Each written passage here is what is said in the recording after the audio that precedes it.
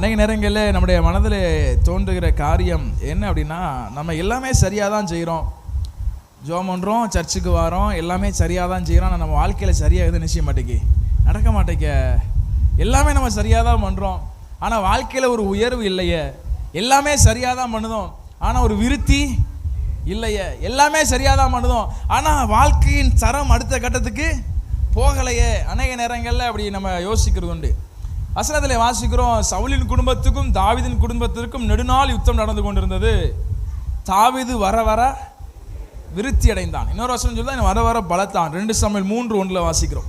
தாவீது வர வர பலத்தான், சவுலின் குடும்பத்தாரோ வர வர பலவீனப்பட்டு போனார்கள்.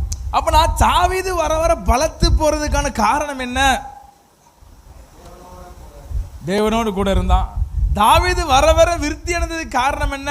அவன் தேவனோடு கூட மட்டும் இல்ல, தேவன் எவைகளை விரும்பினாரோ அவைகளை செய்கிறவனாயிருந்தான். வசனத்தில் வாசிக்கிறோம், அப்போஸ்தலர் 13:22, பின்பு அவர் அவனை தள்ளி தாவீதை அவர்களுக்கு ராஜாவாக ஏற்படுத்தி, ஈசாயின் குமாரனாகிய தாவீதை என் இருதயத்துக்கு ஏற்றவனாய் கண்டேன், எனக்கு சித்தமானவைகளை எல்லாம் அவன் செய்வான் என்று அவனை குறித்து சாட்சியும் ஆண்டவரே சாட்சி கொடுக்கிறார். என்ன சாட்சி கொடுக்கிறார்னா, என்னுடைய சித்தம் எதெல்லாம் என்னுடைய சித்தமோ அதெல்லாம் யார் செய்வா?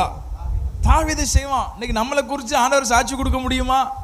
நம்மளை குறித்து யாராகிலும் சாட்சி கொடுக்க முடியுமா? ஆண்டவரை விடுங்க, மனிதர்கள் யாராகிலும் சாட்சி கொடுக்க முடியுமா? ஆண்டவருக்கு எதெல்லாம் சித்தமோ அதையெல்லாம் இவர் என்ன செய்வார்? அதெல்லாம் இவர் என்ன செய்வார்? செய்வார்.